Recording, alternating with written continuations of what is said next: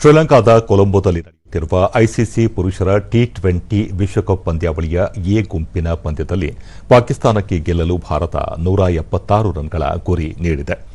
ಇತ್ತೀಚಿನ ವರದಿ ಬಂದಾಗ ಪಾಕಿಸ್ತಾನ 4 ವಿಕೆಟ್ ನಷ್ಟಕ್ಕೆ 43 ರನ್ ಗಳಿಸಿ ಆಡುತ್ತಿದೆ.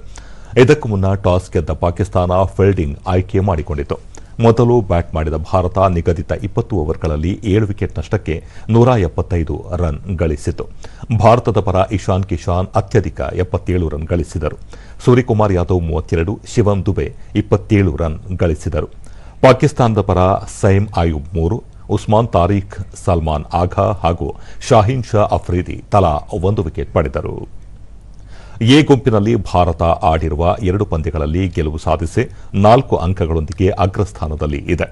ಮತ್ತೊಂದೆಡೆ ಪಾಕಿಸ್ತಾನವು ಆಡಿರುವ 2 ಪಂದ್ಯಗಳಲ್ಲಿ ಗೆಲುವು ಸಾಧಿಸಿ 4 ಅಂಕಗಳೊಂದಿಗೆ 2ನೇ ಸ್ಥಾನದಲ್ಲಿ ಇದೆ. ಇಂದಿನ ಪಂದ್ಯದಲ್ಲಿ ಗೆಲ್ಲುವ ತಂಡಗಳು ಸೂಪರ್ 8ರ ಹಂತಕ್ಕೆ ಹೋಗಲು ಸಹಕಾರಿಯಾಗಲಿದೆ.